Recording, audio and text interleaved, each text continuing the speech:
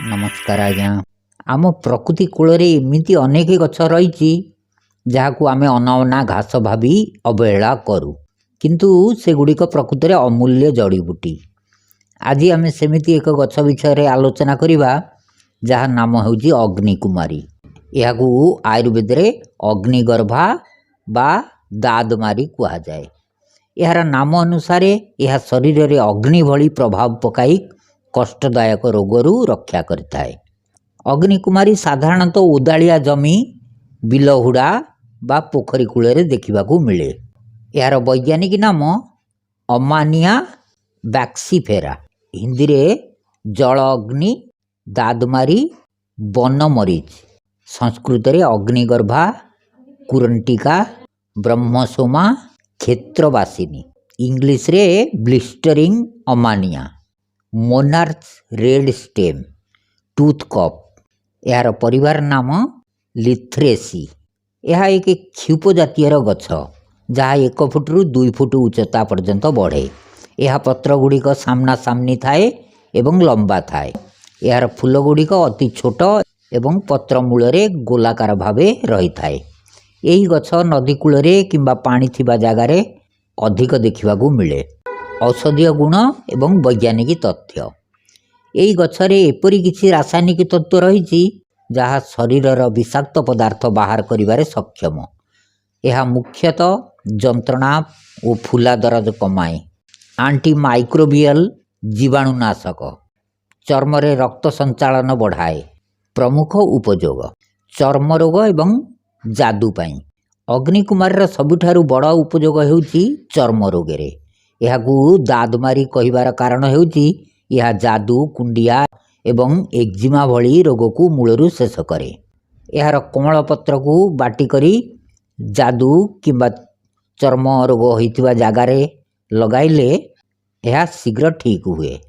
किंतु मने रखंतु यह बहुत समय पर्यंत लगाई करी रखिबे नाही, कारण यह चर्म रे फोटका सृष्टि करि पारे।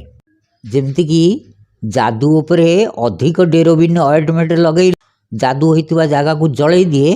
ठीक सही परी ये औषध एते पावरफुल से जगह को जड़े दे पारे।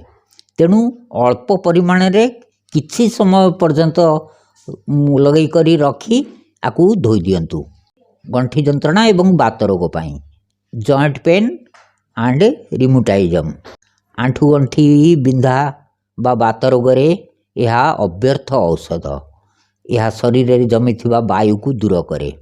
यार पत्र को सामान्य गरम करी किंबा पत्रर रस को सोरिष तेल रे फुटई से तेल को मालिश कले जंत्रणारू मुक्ति मिले। श्वास एवं काश, जदि काश बहुत दिन धरी छाड़ू न थाए तेबे यही गछर चेर उपयोगी होइथाए। यार चेर को सुखाई चूर्ण करी महू सहित अल्प मात्रा रे सेवन कले कफ बाहरी जाए। परिस्रा समस्या, जो मानकर परिस्रा पोड़ा जला हुए एवं परिस्रा करने समय कष्ट हुए सेमानक पई यह एक प्राकृतिक ड्यूरेटिक भावे काम करे। अर्थात परिस्रा को स्वाभाविक भावे करिया पई साहाय्य करे। यही गछर पंचांग पत्र, फूल, फल, डाल एवं चेर को पानी रे सिजाई काढ़ा प्रस्तुत करी पीले परिस्रा सफा हुए एवं शरीर रु अदरकारी यूरिक एसिड बाहरी जाए। ज्वर नाशक, पुरुणारू पुरुणा ज्वर किंबा मलेरिया परवर्ती दुर्बलता दूर करिया पई अग्निकुमारी काढ़ा खूब प्रभावशाली। आयुर्वेद शास्त्र रे अग्निकुमारी को उष्ण वीर्य एवं तीक्ष्ण गुण पाई अग्नि सदृश्य विवेचना करा जाय थाए। एहार उपकारिता विषय एक प्रामाणिक श्लोक एवं तार अर्थ। अग्निगर्भातु कटुका तीक्ष्णोषा कफवात जीत कुष्ठकंडु विषप्लीहा दद्रु विद्रधि नाशिनी। यह कफ एवं बातनाशक। यह शरीर रे बुद्धि पाइथिबा कफ एवं बात दोष को दूर करिथाए।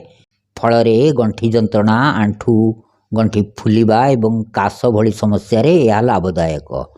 चर्म रोग और कुंडिया, यह कुष्ठ समस्त प्रकार चर्म रोग एवं कुंडिया दूर करिबारे अत्यंत प्रभावशाली। दद्रुनाशिनी, ଶ୍ଳୋକରେ ଏହାକୁ ବିଦ୍ରୁଘ୍ନ ବା ଦାଦନାଶକ ବୋଲି କୁହାଯାଇଛି। ଏହାର ପତ୍ରକୁ ଲଗାଇଲେ ଯାଦୁ ଏବଂ ଚର୍ମର କଳା ଦାଗ ଶୀଘ୍ର ଭଲ ହୋଇଥାଏ। ପ୍ଳୀହା ଏବଂ ବିଦ୍ରଧି, ସ୍ପ୍ଲିନ୍ ଆଣ୍ଡ ଆପ୍ସେସ୍, ଏହା ପ୍ଳୀହାର ବୃଦ୍ଧିକୁ ରୋକିବା ସହ ଶରୀରରେ ହେଉଥିବା ବିଦ୍ରଧି ବା ବଥ ଆପ୍ସେସ୍କୁ ଶୁଖାଇବାରେ ସାହାଯ୍ୟ କରେ। ବିଷନାଶକ ଗୁଣ, ଏହି ଗଛରେ ବିଷହର ଗୁଣ ରହିଛି ଯାହା ଶରୀରରୁ ବିଷାକ୍ତ ତତ୍ତ୍ୱ ବାହାର କରି ରକ୍ତକୁ ଶୋଧନ କରିଥାଏ। ସତର୍କତା, ଅଗ୍ନିକୁମାରୀ ଯେତିକି ଉପକାରୀ ଏହାର ଭୁଲ ବ୍ୟବହାର ସେତିକି ବିପଜ୍ଜନକ ହୋଇପାରେ। ଏହାର ପତ୍ରର ରସ ବହୁତ ଶକ୍ତିଶାଳୀ, ଚର୍ମରେ ଅଧିକ ସମୟ ଲଗାଇ କରି ରଖିଲେ ଫୋଟକା ସୃଷ୍ଟି କରିପାରେ। ଏହାକୁ ଅଧିକ ପରିମାଣରେ ଖାଇବା ଦ୍ୱାରା ପେଟରେ ଜ୍ୱଳନ ବା ବାନ୍ତି ହୋଇପାରେ। ଗର୍ଭବତୀ ମହିଳାମାନେ ଏବଂ ଛୋଟ ପିଲାମାନଙ୍କୁ ଏହି ଔଷଧ କଦାପି ଦିଅନ୍ତୁ ନାହିଁ। ଏହି ଔଷଧ ବ୍ୟବହାର କରିବା ପୂର୍ବରୁ ଜଣେ ଅଭିଜ୍ଞ ବୈଦ୍ୟ ବା ଆୟୁର୍ବେଦିକ ଡାକ୍ତରଙ୍କ ପରାମର୍ଶ ନେଇ ଏହାକୁ ବ୍ୟବହାର କରନ୍ତୁ। ଧନ୍ୟବାଦ।